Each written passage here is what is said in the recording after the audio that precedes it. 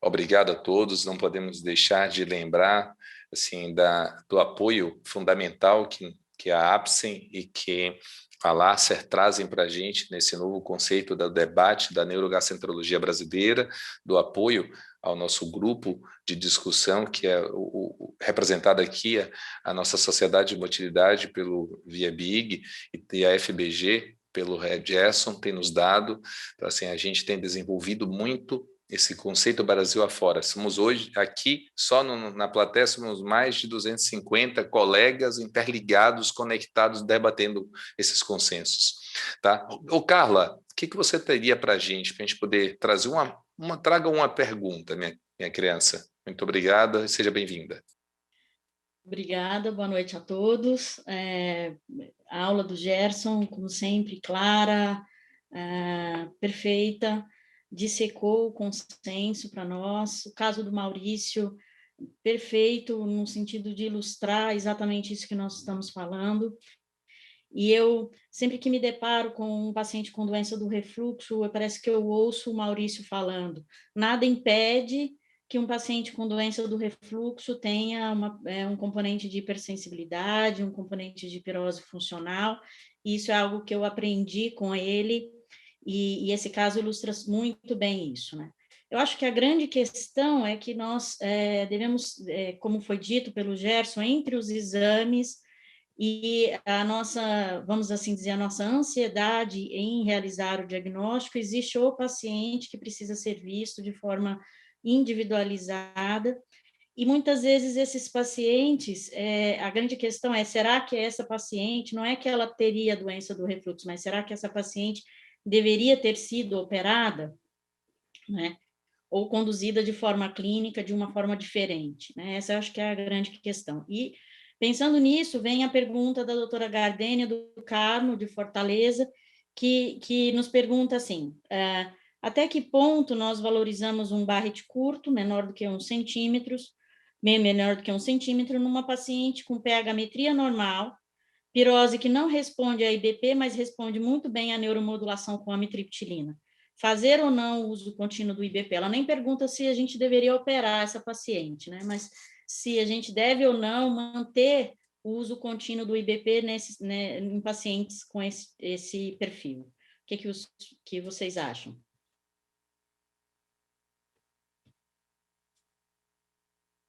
Gerson? O último consenso britânico e o último consenso americano, eles não referendam você classificar o Barrett com menos de 1 centímetro. Então, Barrett com menos de 1 centímetro é cardite, isso não está enquadrado dentro do diagnóstico do esôfago de Barrett. E, portanto, ainda mais com a pH-metria normal, não precisa se preocupar com isso. Inclusive, recomendam, assim, não recomendam segmento, né?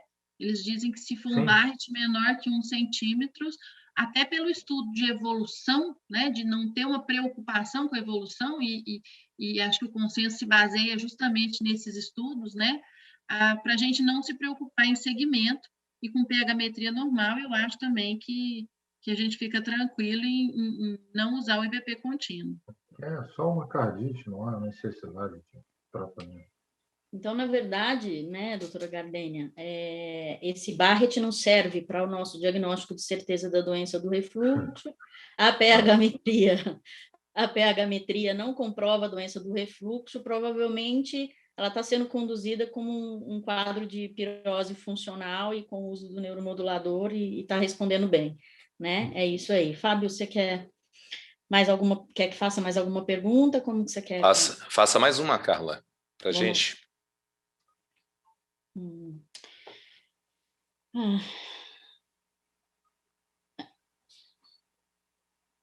Bom, aqui o Carlos Enéas, ele está perguntando, ele está perguntando, ele na verdade, Maurício, acho que essa é uma pergunta muito interessante, porque eu acho que eu não, Gerson, Maurício, enfim, mas ele quer saber exatamente como conduzir os pacientes, por exemplo, ou interpretar com relação ao IS e o PAS. Eu acho que você chegou a comentar isso durante o caso, né? O Gerson também na aula, mas eu acho que poderia detalhar isso para os colegas, a questão da interpretação da correlação de sintomas quando a gente avalia a pH-metria ou a impedância pH-metria. Entendeu? Você quer que eu... O IS e o PAS, como você valoriza, como você olha, enfim, como o consenso coloca isso. A probabilidade de associação de sintoma é o índice mais importante. Em relação ao índice de sintoma, ele é mais fidedigno, até porque é uma tabela de contingência 2x2, então esse cálculo estatístico é muito mais fidedigno que o índice de sintomas, que pode ser por chance, né? Tem esse problema com o índice de sintomas. Portanto, o ideal é que você tenha o PAS positivo. Aí depois você vai olhar o índice de sintomas se está positivo também. Quando os dois são positivos, é o melhor dos mundos, né? É o que a gente quer.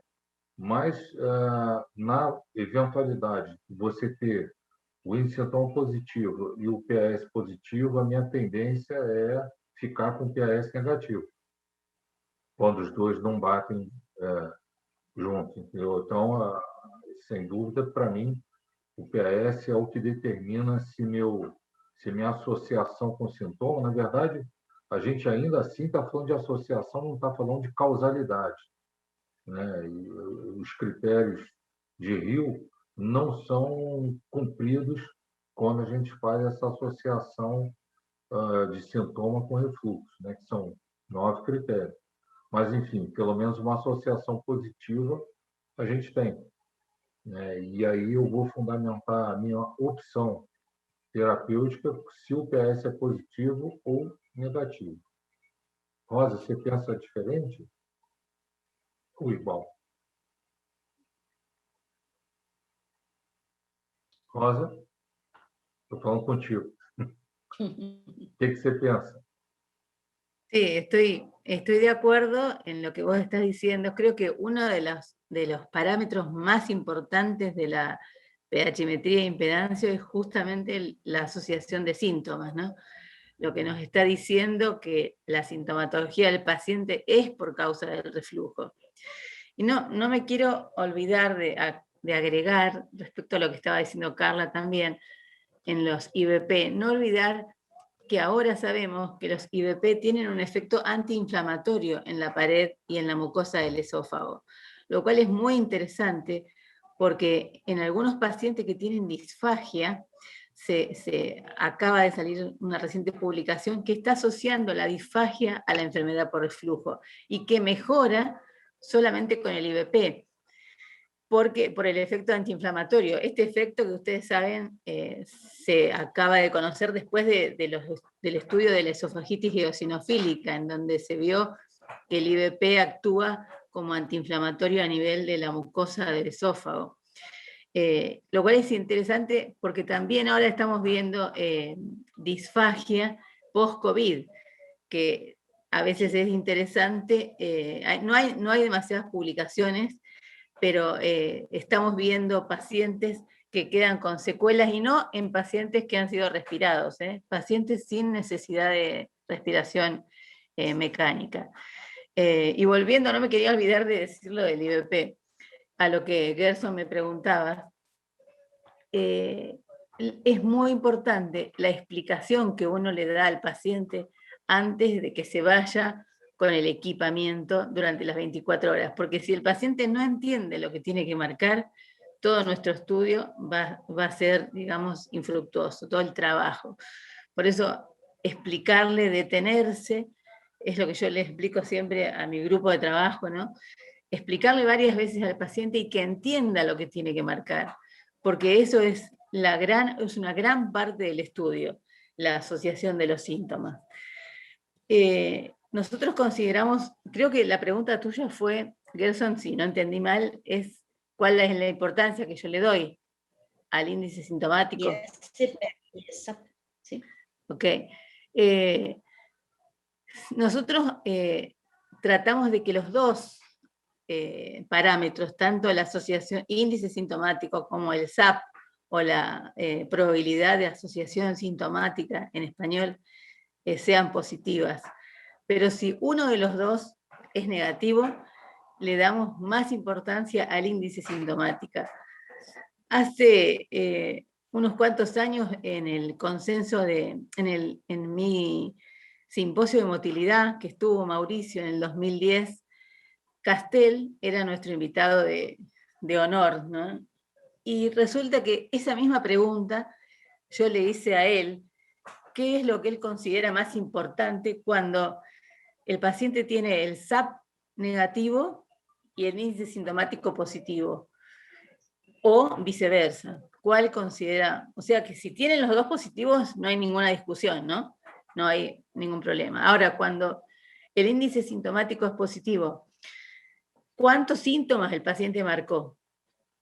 Porque puede ser positivo con un síntoma, es 100%. Entonces, mínimamente tiene que tener 3 síntomas, al menos, que estén relacionados con el reflujo, porque si no, esa asociación sintomática no es verdad. Está tapada por la categoría estadística. Tiene que ser al menos 3 síntomas que se asocien con el reflujo. Y si se asocia el SAP, por supuesto que estamos contentos, pero el SAP positivo solo, a veces nosotros no le damos tanta importancia. Por supuesto tenemos muchos parámetros en la impedancia para evaluar, ¿no? Pero si el paciente, es lo que dije al principio, ¿cuáles son los valores intermedios? Que Lyon nos pone el área gris, el 6%, el 5,5%. Sin embargo, para nosotros, en nuestro trabajo, el trabajo que yo hice acá en Argentina, que eran 25 pacientes, 5,5 era la positividad para que sea patológico. Entonces, ahí parte nuestra duda en estos trabajos. ¿Cuál es el índice para nosotros decir, ¿es patológico o no es patológico? ¿Cuál es el número de reflujos? 73 es el número inicial de los estadounidenses que dijeron que ese número era patológico. Sin embargo, en el último trabajo mundial, 50 reflujos ya es patológico. Y acordémonos que el 4% de Demister hace 30 años que se estableció como patológico. Ha cambiado la población, ha cambiado la alimentación, ha cambiado la expectativa de vida. 30 años después, eso tiene que cambiar, tiene que ser distinto. Entonces, tenemos que hacer un consenso latinoamericano, que Lyon sea un Lyon latinoamericano, para establecer nuestros parámetros también, ¿no?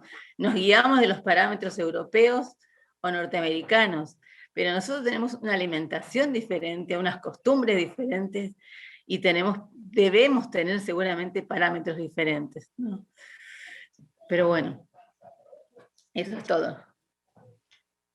E essa é a grande verdade que nós observamos, não é? Quando nós temos um paciente que realiza os exames e que volta sem marcar nenhum sintoma, já se perde grande parte da efetividade daquele diagnóstico que deveria ser feito quando se questiona se aquele sintoma realmente se refere a um paciente com doença do refluxo. Então, acho que o número de sintomas é importante, e a diferença entre a pirose funcional e a hipersensibilidade ao refluxo vai se dar através da impedância-pH-metria, através dessa correlação de sintomas. E existe, provavelmente, para cada paciente, uma diferença em termos de condução de medicação a ser escolhida, diferente da medicação do IBP, né? Daí, Fábio, mais uma pergunta, porque essa eu achei ela bem interessante. O professor Paulo Perazzo está aqui nos assistindo e ele pergunta o seguinte para os cirurgiões: se o paciente responde bem ao IBP, por que operá-lo? É uma pergunta que parece simples, mas não é tão simples assim.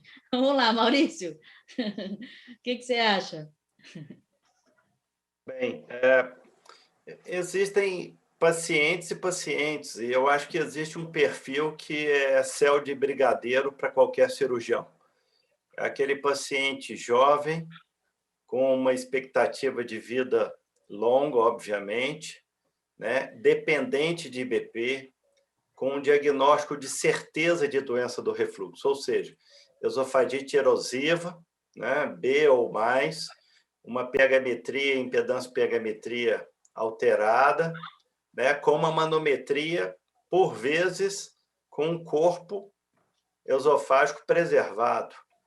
Esse paciente, eu acho que ele pode se candidatar a uma funduplicatura.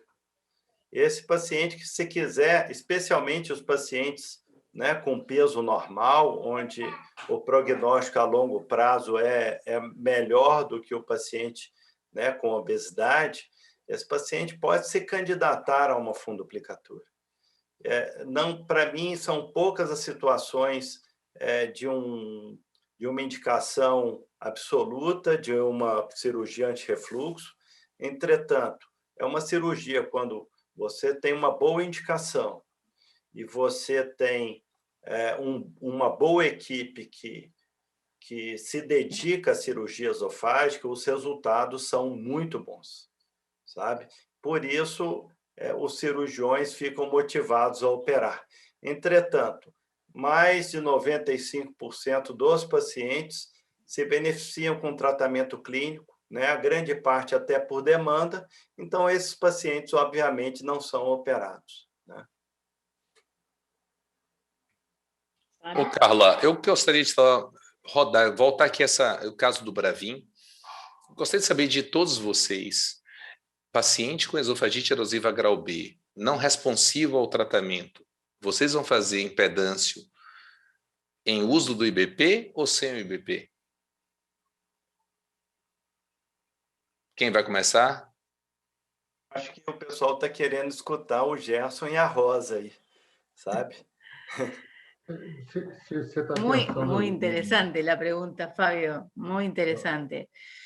Según la bibliografía, debería ser con IBP, según la bibliografía.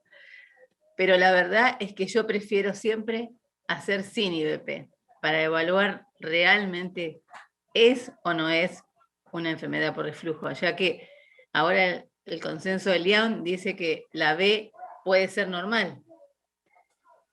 Entonces, prefiero hacerlo sin IBP, pero suspenderlo al menos 20 días, ¿no? Porque a veces 7 días es poco. Ok, 20 dias suspenso, fazer com. Então, C, estamos todos consensos que faria em uso do IBP. A, sem uso do IBP. B, para você, Rosa, faria sem o IBP com 20 dias suspenso. Gerson? Eu faria porque é para diagnóstico, né? Se é para diagnóstico, então é melhor você ter o paciente sem o uso do IBP na avaliação da pH-metria ou da impedância pH-metria. Agora, eu não sou tão rigoroso quanto a Rosa, 20 dias. 7 a 10 dias, para mim, eu já faço o exame. Mas eu faria sem inibidor de bomba protônica, concordo com a Rosa. Mas 7 a 10 dias só que eu suspendo o IBP. Não espero 20 dias, não. Os outros gostariam de ter alguma observação? Verbig, Abadia? Eu insisto, como a Rosa falou, eu insisto que o médico que solicita a pH-metria, a pH-impedanciometria, ele já faça a primeira observação ao paciente o quanto importante esse exame será para uma decisão, seja diagnóstica, seja uma decisão cirúrgica. Quando esse paciente não chega ao laboratório, eu explico a importância que existe, por que o médico dele está pedindo esse exame, e eu reforço isso, e o quanto é importante ele se aplicar no sentido de colocar os seus sintomas. Mais importante ainda, dele ter um dia comum na vida dele, tá certo? Com alimentação adequada, como ele faz normalmente, e não fazer como chegou um senhor hoje no laboratório e me entregou um exame com 16 horas deitado. 16 horas deitado. Eu não consegui. Sabe aquelas coisas que você escuta no laboratório? Eu faço questão de assinalar para o colega, para o médico, que o exame é inválido, que não tem validade nenhuma, principalmente se for negativo. Aliás, o que mais me preocupa sempre no laboratório é analisar por que o exame é negativo. ou qual foi a inferência quando eu tinha uma expectativa pela manometria, pela história clínica do paciente, que ele tivesse um exame positivo. Acho que isso levanta a lebre do que nós estamos discutindo aqui. Acorda, alguma coisa está havendo. Se não é erro, se não é falha do exame, alguma coisa deve existir por trás desse paciente, por trás da queixa desse paciente. Eu acho que chama bem a atenção da gente isso aí. Uma pergunta, aproveitar que Paulo Perazzo está aí na audiência, ele manda a observação dele para ir para a gente.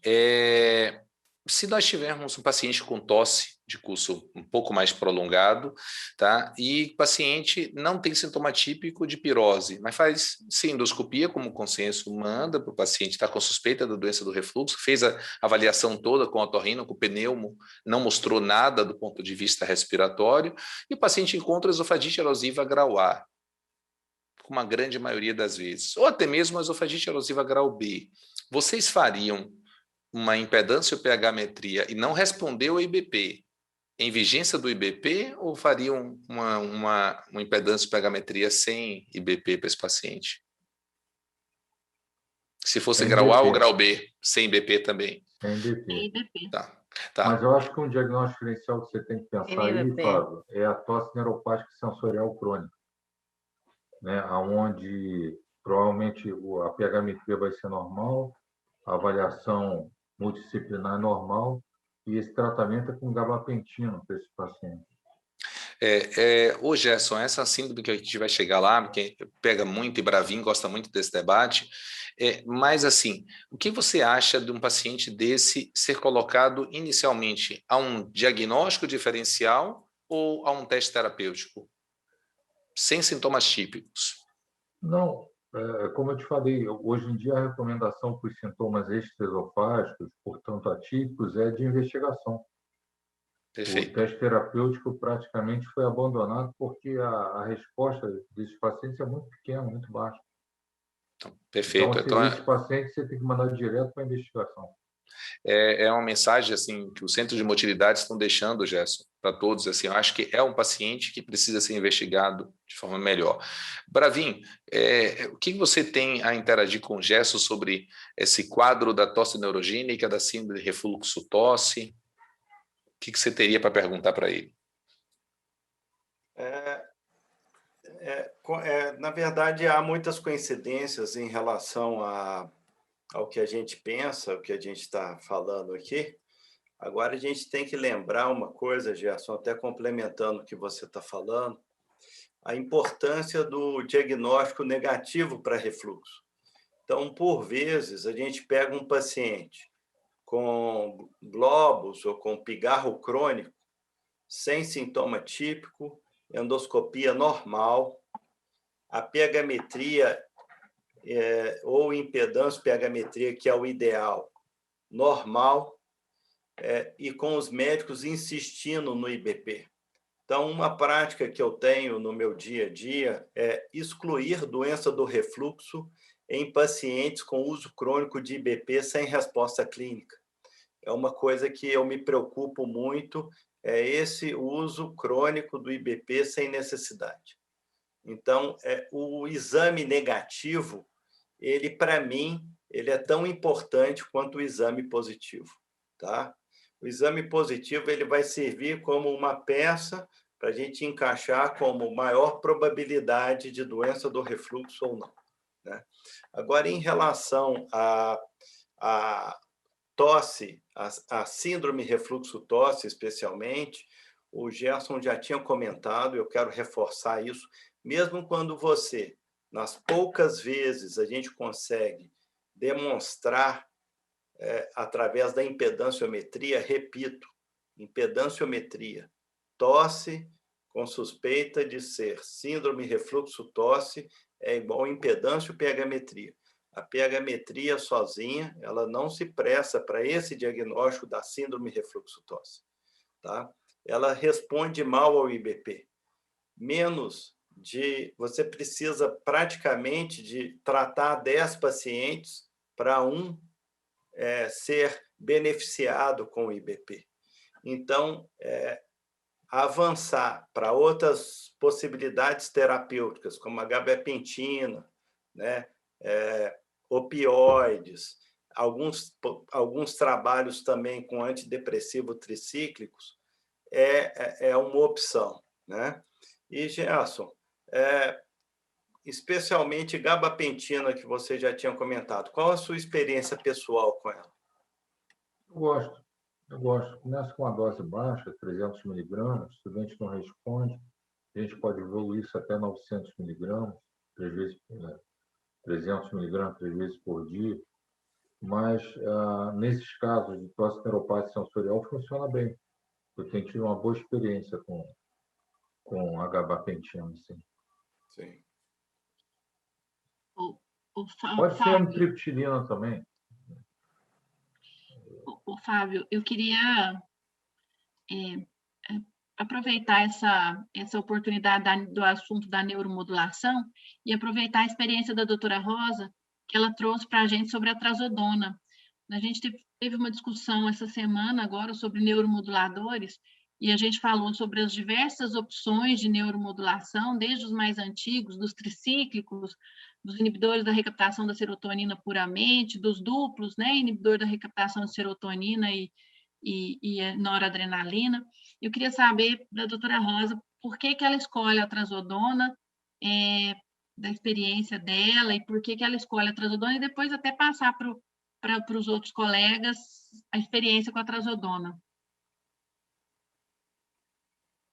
Sí, doctora, es también un inhibidor de la serotonina, la trazodona, y realmente a veces la fluoxetina es más conocido como antidepresivo. Entonces el paciente, por ahí, si uno le da fluoxetina, dice, ¿pero qué pasa? ¿Estoy deprimido, doctora? No. Entonces la trazodona es bastante poco conocida, ¿no?, entre los pacientes, pero no es ese el fundamento de mi indicación, sino que en dosis muy bajas realmente tiene muy buena respuesta en los pacientes, y si uno aumenta la dosis más de 50 miligramos, ya no tiene mucho efecto, ¿no? Incluso en los pacientes con espasmo esofágico, cuando tienen dolor torácico, lo suelo utilizar en pacientes que tienen contraindicaciones para otras terapéuticas, ¿no? Pero sobre todo en los pacientes que uno piensa que pueda tener una hipersensibilidad esofágica o que todavía no estoy segura si tienen o no una pirosis funcional. Y la verdad es que tiene muy buena respuesta. No he pasado a la fluoxetina porque siempre me quedo en la trazodona porque tiene buena respuesta, ¿no? Le doy 25 miligramos a la mañana y 25 miligramos a la tarde con las comidas. Y la verdad es que no he pasado nunca la fluoxetina. A lo mejor todavía no he tenido algún paciente, digamos, que lo necesite, pero lo usaría la fluoxetina, ¿no?, si fuera necesaria. No sé si le contesté, doctora. Sim. Abadia, assim, assim como a Rosa, a gente discutiu essa semana, eu sou um dos apaixonados por fluoxetina, uso há muito tempo, pela trazodona. Rosa, aqui no Brasil a gente tem a possibilidade de usar a trazodona em uma formulação de tempo mais prolongado.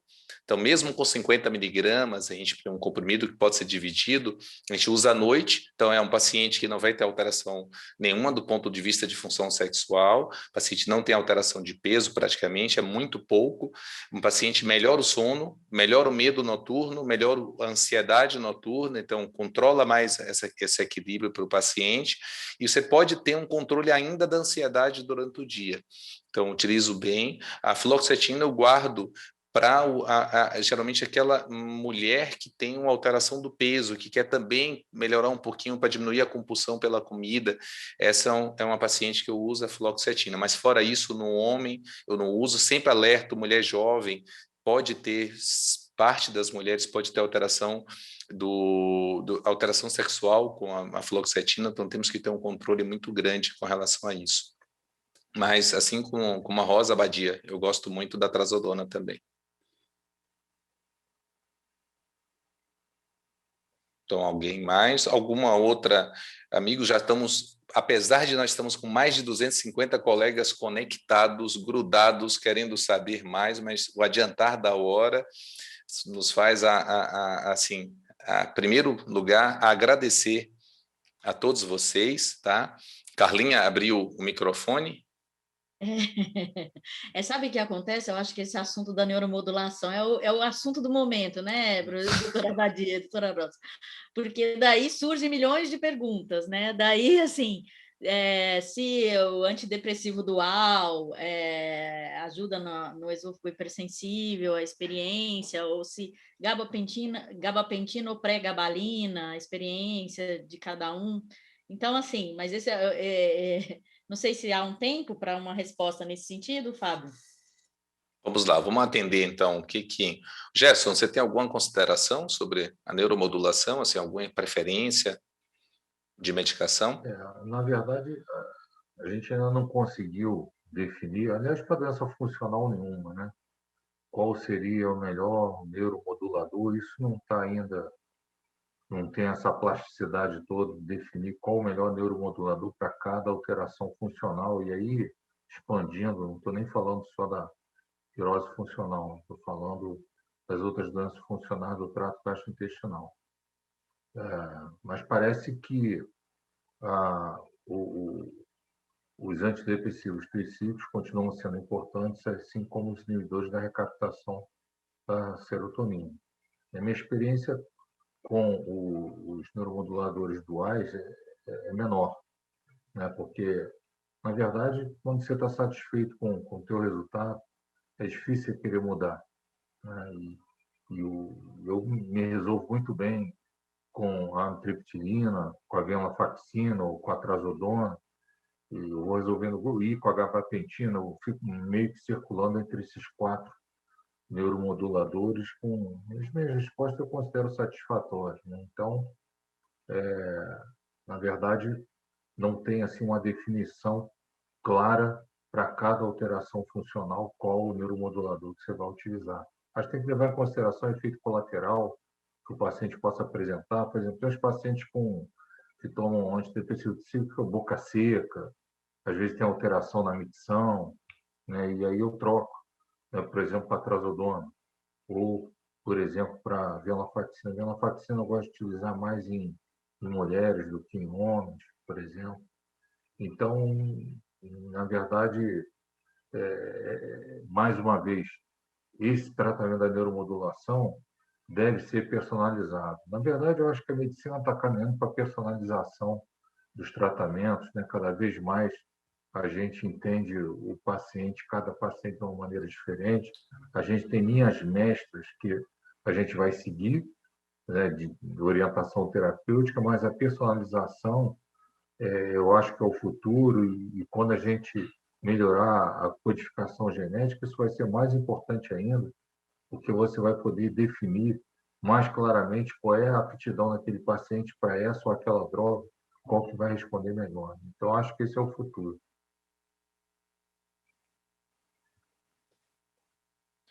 Eu também gosto muito. Especial, Gerson, assim, eu tenho observado, eu trabalho muito paciente com hipervigilância, hipersensibilidade.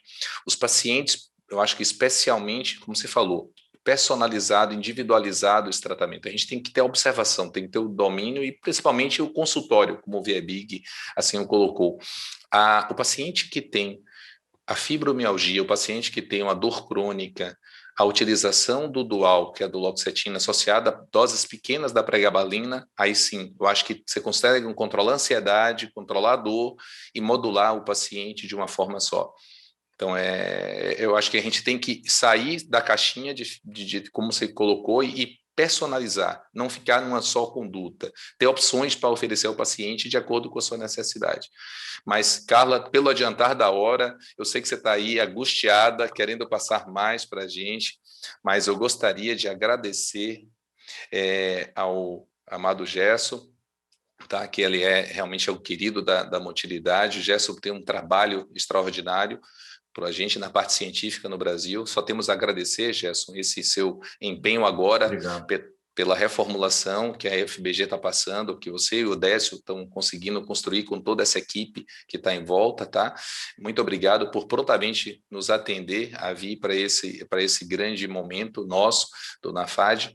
E a Rosa, que é assim, essa ponte que nós estamos criando com a Argentina, cada vez mais ficar mais próximos, não só com a Argentina, mas também com os países latino-americanos, como sempre foi o sonho do mestre Viebig, do nosso presidente, de fazer com que o Brasil realmente se transforme nessa interlocução com as sociedades de motilidade de toda a América Latina.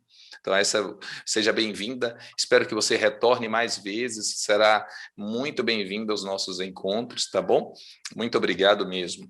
Aos amigos que aqui estão, o querido Bravin, a Badia, o Viebig, eu gostaria de agradecer a todos vocês, tá? A irmã Carla, companheira de todos os momentos.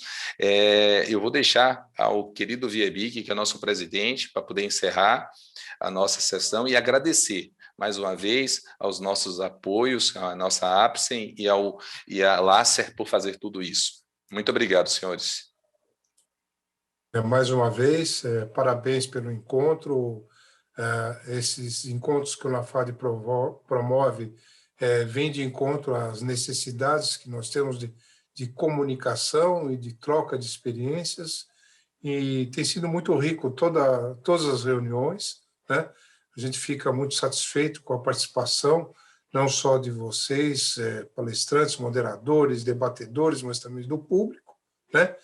E sempre fica com aquele gostinho de quero mais, gostaria de mais um tempo, isso que é o gostoso da coisa, né?